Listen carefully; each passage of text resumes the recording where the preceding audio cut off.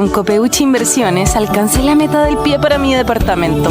Y no soy experta en inversiones. Te presentamos Nuevo Copeuchi Inversiones, un sitio 100% digital para ayudarte a cumplir tus metas. Invierte en Copeuchi Inversiones desde 1,500 pesos, con bajos costos de administración que se acomodan a tu bolsillo. Es 100% digital, fácil de usar, te acompaña y tienes el completo control de tus fondos. Copeuchi.cl, el sitio donde todos pueden invertir. Infórmese de las características esenciales de la inversión en fondos, las que se encuentran contenidas en sus respectivos reglamentos internos. La rentabilidad o ganancia obtenida en el pasado por los fondos no garantiza que ellas se repitan en el futuro. Los valores de las cuotas de los fondos son variables. Matricúlate para estudiar un posgrado en la Universidad Central. Obtén tu magíster en 1 año y medio de duración con certificaciones intermedias de 3 diplomados. Contamos con un cuerpo académico de excelencia e infraestructura de primer nivel. Puedes conocer nuestra oferta académica online en www.postgradosusen.cl. Postula. Inicio de clases en agosto. Postgrado SUSEN, para los que buscan avanzar. En el Mostrador Podcast continúa Al Pan Pan, la conversación que buscas para comenzar tu mañana. De regreso, hay todo un tema que sigue ahí pendiente, ¿no? Y es cómo se va a producir el proceso de pago de las ISAPRES respecto para cumplir, el fallo de la Corte Suprema que obligó a las ISAPRES a pagar los excedentes cobrados, es decir, la plata que se cobró de más, que se había calculado en 1.400 millones de pesos, recordemos, de dólares, perdón. Luego vino este comité técnico de la comisión, del Senado, esta comisión especial técnica que estableció que esa deuda bajaba a 451 millones de dólares y finalmente, ¿no es cierto?, el Ejecutivo ha fijado esa deuda de devolución en 1.000 millones de dólares. Bueno, ¿qué dice el sistema de ISAPRES? Que toda esta decisión y toda esta determinación no hace sino profundizar un problema muy grave para su sector y para su industria, y que esto podría finalmente terminar con la inviabilidad del sistema. Queremos entonces conversar, tal como les decíamos, con el director del Instituto de Salud Pública de la Universidad Andrés Bello, ex superintendente de ISAPRES, Héctor Sánchez. Héctor, ¿qué tal? ¿Cómo le va? Gracias por estar con nosotros esta mañana. Un placer saludarla. Gracias. Héctor, a ver, lo primero quiero entender lo siguiente. Esta ley corta, ¿no es cierto?, que pretende resolver más bien el problema que se ha presentado después del fallo de la Corte Suprema, ¿va mal, bien encaminada a su juicio? ¿Qué le parecen las indicaciones que ha hecho el gobierno? A ver, yo creo que hasta el instante en que se nombra la comisión técnica o esta comisión de expertos, que entre paréntesis es una comisión de expertos bastante transversal y además integrada por representantes del Ministerio de Salud, del Ministerio de Hacienda. Ya, por lo tanto, también hay representantes del gobierno. De tal manera de que por unanimidad ellos diseñan una metodología ya para poder definir cuál es el tamaño de la deuda, porque esa es la piedra de tope que hay hoy día, fundamentalmente. En el resto yo diría que hay bastantes acuerdos en un montón de situaciones que son más bien secundarias, pero que son importantes. Y cuando llegan a los 450 millones, la metodología que aplican es una metodología actuarial en la cual establecen 2 principios básicos. El primero es que, en definitiva, la gente tiene que pagar un 7% obligatorio, igual que en el FONASA. Y en segundo, que tienen que mutualizarse los riesgos. ¿Qué significa esto? Que algunos ganan, otros pierden, pero que en la práctica se compensan entre ellos. De tal manera que, en definitiva, llegan a la deuda de los 450 millones. El Ejecutivo decidió no utilizar, según dice el ministro de Justicia, ya por razones jurídicas, ya decide no utilizar la mutualización como variable.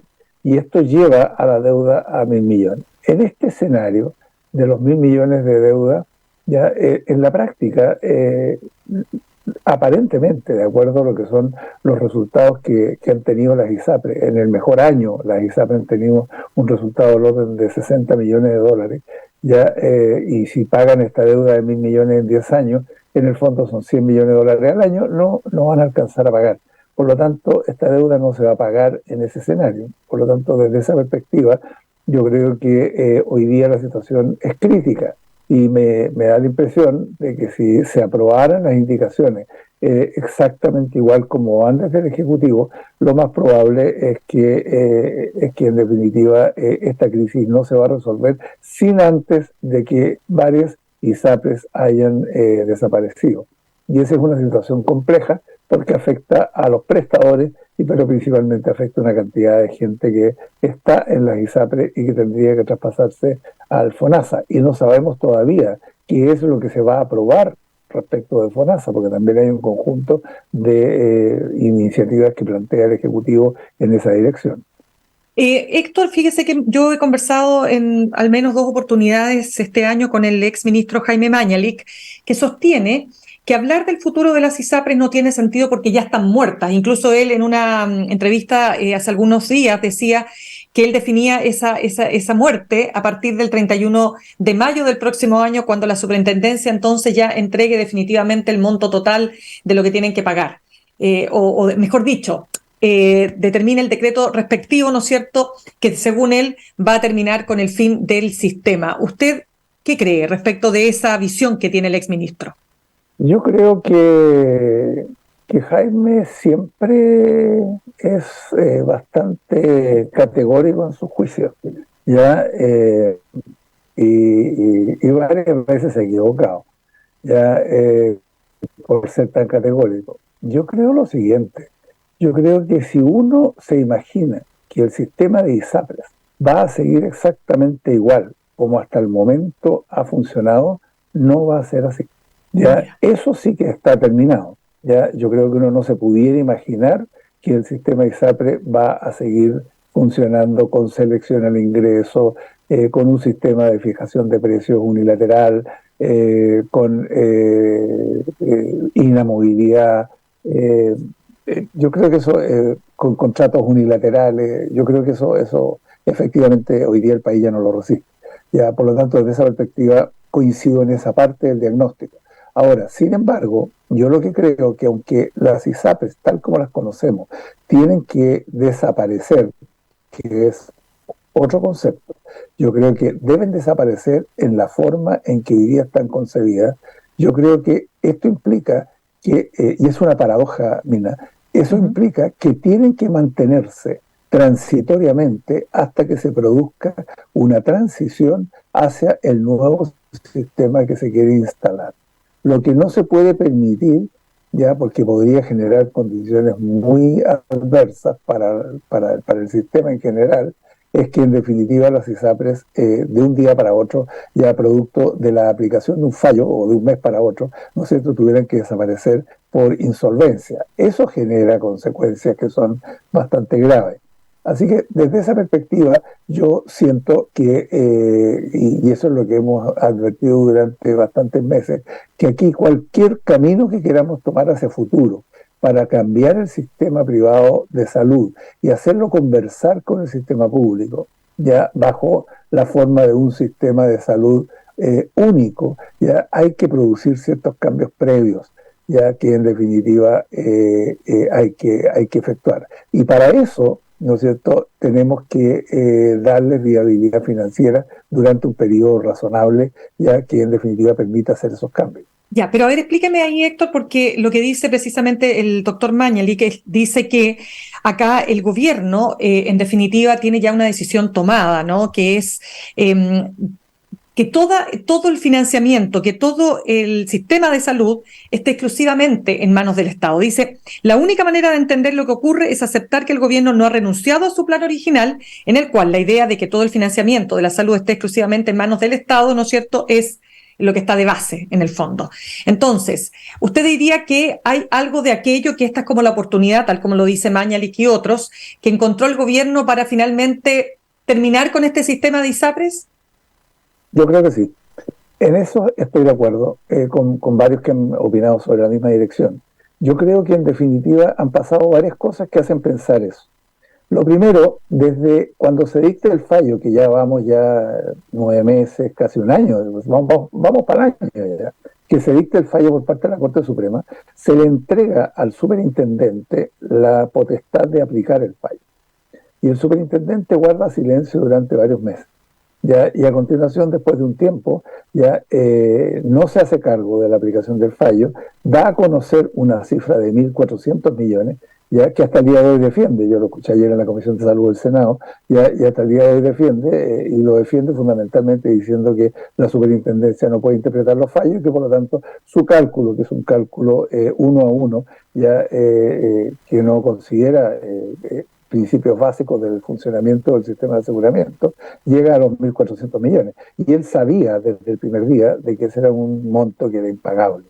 A continuación, el gobierno traslada el problema al Congreso. Y cuando el Congreso se hace cargo a través de la Comisión de Salud y nombra esta comisión de expertos, saca un informe, ese informe prácticamente durante un mes entero, nuevamente el gobierno guarda silencio, no dice absolutamente nada y posteriormente anuncia que va a enviar unas indicaciones. Y las indicaciones que envía son indicaciones que en definitiva no resuelven el problema. Porque en definitiva, cuando uno plantea de que el monto que las ISAPRES van a tener que entrar a pagar ya para cumplir el fallo, y nadie discute que el fallo se tiene que cumplir, pero hay distintas formas de hacer los cálculos correspondientes de la deuda, ya implica que en definitiva no se va a poder pagar. Por lo tanto, en definitiva, el gobierno, con las otras indicaciones, que son las indicaciones respecto de FONASA, ya que crea un plan de FONASA que en definitiva trabaja también con seguros complementarios. Lo que está haciendo, está preparándose para el traslado de los afiliados desde ISAPRES a FONASA. Y si a eso le sumamos que el pago de la deuda es impagable, y si a eso le sumamos que además genera en la superintendencia un poder para el superintendente y una comisión que lo va a asesorar y que no es vinculante, sino que solamente asesora, digamos, como lo es, ya le entrega al superintendente el manejo por la vía de la fijación de los precios, ya el destino del sector. ¿Ya? Y aquí uno empieza a decir, bueno, pareciera ser que lo que se está preparando es básicamente un traslado masivo de la población desde las ISAPRES a FONASA con el objeto de instalar el proyecto, ya que el candidato Boris en la primera vuelta, posteriormente en la segunda vuelta modificado, lo mismo en la Asamblea, en la Convención Constitucional, ya plantean la existencia de un seguro único de salud y que ese seguro único de salud es de carácter público, de carácter estatal, ya, y que tiene seguros complementarios. Por lo tanto, y el discurso de las autoridades, del director de FONASA, el discurso de asesores importantes que tiene el gobierno, también han señalado lo mismo. Por lo tanto, yo creo que efectivamente aquí hay una intencionalidad política de que en definitiva se aplique un modelo de organización del sistema de salud en Chile y que no contempla a las ISAPRES como seguros que capten el 7%, sino que lo considera exclusivamente como seguros complementarios. Y ese es básicamente lo que yo creo que está pasando. ¿Ya? Y hoy día, cuando uno lee en conjunto las propuestas de indicaciones, van en esa dirección. Yo creo que esto va a ser muy difícil que se apruebe en el Parlamento. Dígame, pero Héctor, hay un asunto que igual es objetivo. O sea, las ISAPRES han ido teniendo paulatinamente una fuga de usuarios porque los planes son tan caros que francamente, más allá de lo que quiera el gobierno o no, las personas se ven obligadas a irse a FONASA. O sea, eso es lo que está pasando en la realidad. De hecho, han ido disminuyendo significativamente. Yo no sé ahora exactamente la última cifra, pero entiendo que más de 500.000 personas ya han emigrado en los últimos, no sé si un año y medio o dos, han emigrado al sistema de FONASA. Es decir, ¿hasta qué punto las ISAPRES, diría usted, también son responsables de lo que está pasando? Las ISAPRES son los principales responsables de lo que está pasando, ¿ya? Porque desde el 2010 a la fecha miraron al techo cuando el Tribunal Constitucional estableció de facto, no las eliminó propiamente tal, pero estableció de facto que terminaban las tablas de factores de riesgo y las ISAPRES no lo hicieron. Pero también el Ejecutivo y el Legislativo tienen una cuota de responsabilidad muy importante, porque en definitiva prácticamente no hicieron absolutamente nada hasta el año 2019, en que un superintendente se atreve, de mutuo propio, digamos, se atreve a establecer una tabla única de factores de riesgo que los tribunales la dieron por buena. Yo creo que efectivamente tienen responsabilidad, no cabe duda. Y efectivamente se ha ido gente, pero la gente se ha ido por tres razones, Megna. La primera es porque la situación de empleo en el país no ha estado buena, ya más bien ha ido deteriorándose el empleo. Esa es la primera razón. Y siempre cuando ha habido problemas de empleo y también siempre cuando han habido problemas económicos, la gente se traslada desde la ISAPRE a FONASA buscando protección. Y la tercera razón es la crisis y los precios. Pero fíjese que la indicación que plantea el Ejecutivo ya se soluciona por la vía del ajuste de prima, ya no por la mutualización de los riesgos. Y al solucionarse por el ajuste de prima, las primas subirían aún más y subirían a un valor que podría moverse alrededor del 30%. Entonces usted se puede imaginar lo que va a pasar si suben las primas un 30%, se va a trasladar prácticamente todo el resto de la gente que pueda, excepto los enfermos, ya, y los que estén en tratamiento y que no tengan posibilidad alguna.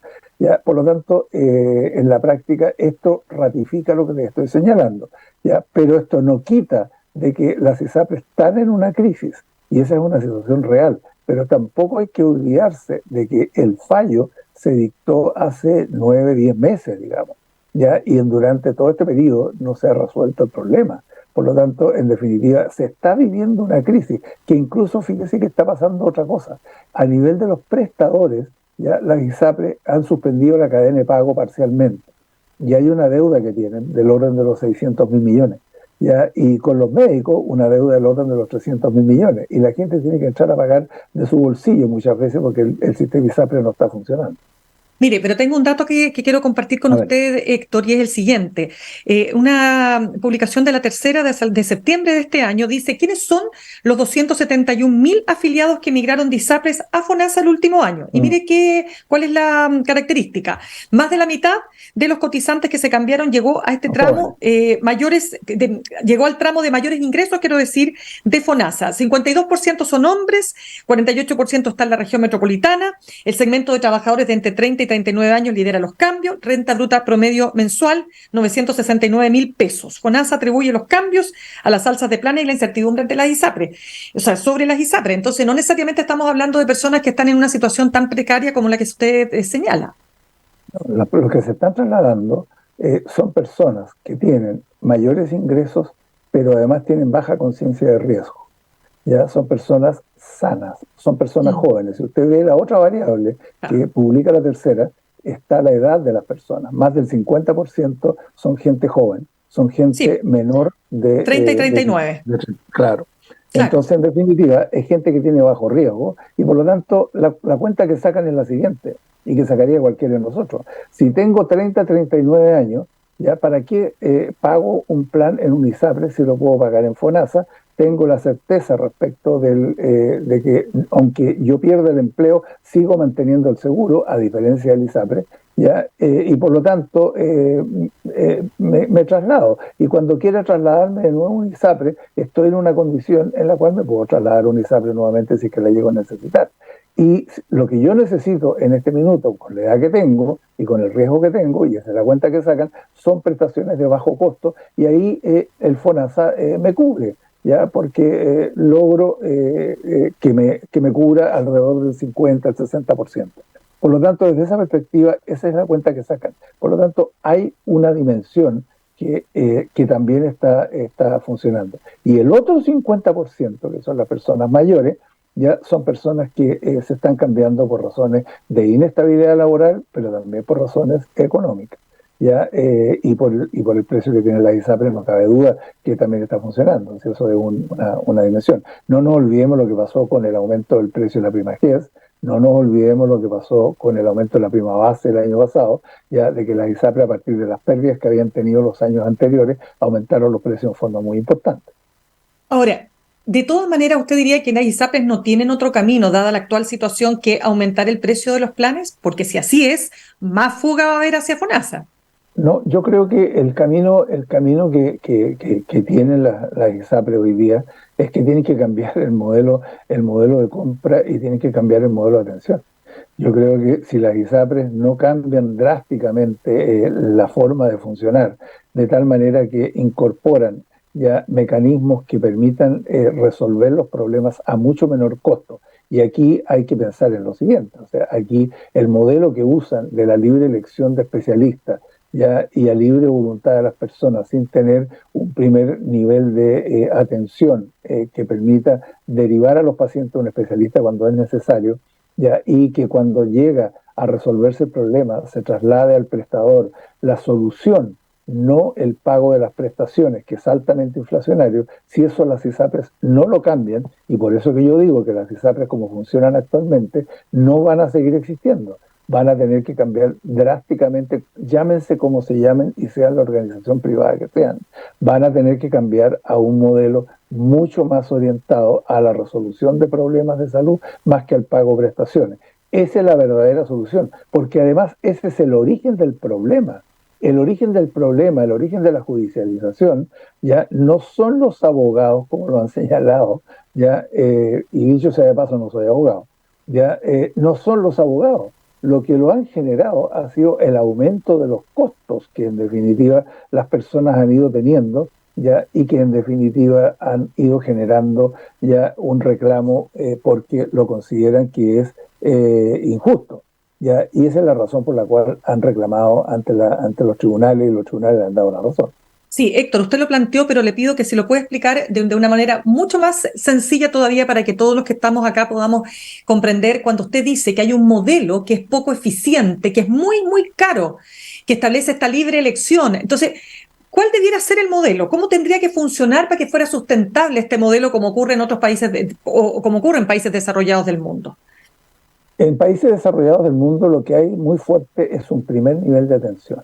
Un primer nivel de atención muy fuerte y con gran capacidad de resolución, en la cual las personas asisten y allí se resuelve un porcentaje muy alto de los problemas de salud de las personas. Se resuelve aproximadamente entre el 70 y el 80% de la demanda espontánea de las personas. Ese es un primer nivel. A continuación de ese primer nivel, ya se produce dos o tres caminos. Camino número uno es que la persona no requiere mayor atención y se resolvió con un tratamiento, ya se hacen exámenes sencillos de imagenología y posteriormente la persona resuelve su problema. Un segundo camino ya es que las personas son derivadas a un especialista y este especialista decide si acaso requiere más exámenes y en función de esos exámenes, ¿no es cierto?, identifica un diagnóstico en forma mucho más certera, producto de su especialización. Y a continuación la persona sigue en un tratamiento y la persona resuelve su problema. O el especialista lo deriva a un tercer nivel de complejidad. Y ese tercer nivel de complejidad implica que la persona es atendida ya y muchas veces internada y recibe un procedimiento. Un procedimiento que puede ser ambulatorio y hospitalario. ¿Y qué es lo que pasa en Chile? ¿Y qué es lo que ocurre? ¿Cuál es el modelo que opera de ISAPRES en Chile? En Chile opera el siguiente. Yo me duele la cabeza y me voy a un oftalmólogo, me voy a un neurólogo, ya, y busco un especialista. Me duele el estómago, me voy a un gastroenterólogo. Y probablemente el problema que tengo no es ni de gastroenterología, ni es de neurología, ni es de oftalmología. Probablemente el problema que tengo es un problema de tensión nerviosa que me genera o cansancio en el caso de la vista, cualquier otro problema que es de fácil de resolución y que el profesional lo podría resolver. A continuación voy y le pago al profesional ya o a la institución, le pago los exámenes que me indicó el profesional, ya todos los exámenes que me indicó, y como no es un especialista me puede haber indicado de acuerdo a lo que yo le señalé, ya como paciente, me pude haber indicado exámenes mucho mayores y de mayor cantidad que los que yo requería. Y eso significó un gasto. Y como esos exámenes no dieron con el diagnóstico, yo me busco otro especialista, ya que en definitiva pudiera resolverme el problema, que hace exactamente lo mismo. Y así nos vamos dando vuelta y al final gastamos el doble o el triple y la enfermedad dura el doble o el triple, con lo cual también hay más gasto por licencia médica. Y en ese escenario se produce un tremendo gasto que, en definitiva, hace que nuestro sistema sea tremendamente inflacionario. En el caso del sector público es diferente. En el sector público se ingresa por un primer nivel, se deriva a un segundo nivel, ya, o a un tercer nivel, tal como yo se lo describí, ya, y el problema que tiene en el caso del sistema público es que como hay problemas de funcionamiento y hay problemas de capacidad de atención, se produce una cola en el primer nivel, pero también se produce colas en el segundo nivel fundamentalmente, porque no hay una oferta suficiente para enfrentar la demanda de la población. Bien, pues Héctor, lamentablemente se nos acaba el tiempo. Quiero darle las gracias, Héctor Sánchez, director del Instituto de Salud Pública de la Universidad Andrés Bello, ex superintendente de ISAPRES. Muchísimas gracias por ayudarnos a entender también este problema que no termina por resolverse. Muchas gracias y que tenga muy buen día. Hasta luego. Gracias. Muy buen día. Hasta luego. Saludamos a nuestros auspiciadores, te esperamos en Valparaíso los días 10, 11 y 12 de noviembre para que una nueva versión de Puerto de Ideas tenga lugar. Conferencias, entrevistas y espectáculos pondrán la palabra al centro de la entretención. Destacados pensadores, científicos y artistas de la actualidad en un solo lugar. Conoce el programa y adquiere tus tickets en puertodeideas.cl. Presenta Copeuch. Universidad Central, 40 años formando personas. Ven a vivir la experiencia USEN. Para los que buscan avanzar, posgrados USEN, acreditada y adscrita a gratuidad. Conoce más en posgradosusen.cl. Los dejo con Fran Castillo, Juntos y Revueltos. Nos reencontramos mañana a las 8 en punto aquí en Alpampan, en elmostrador.cl. Que tengan un muy buen día. Copeuch Inversiones, el sitio donde todos pueden invertir.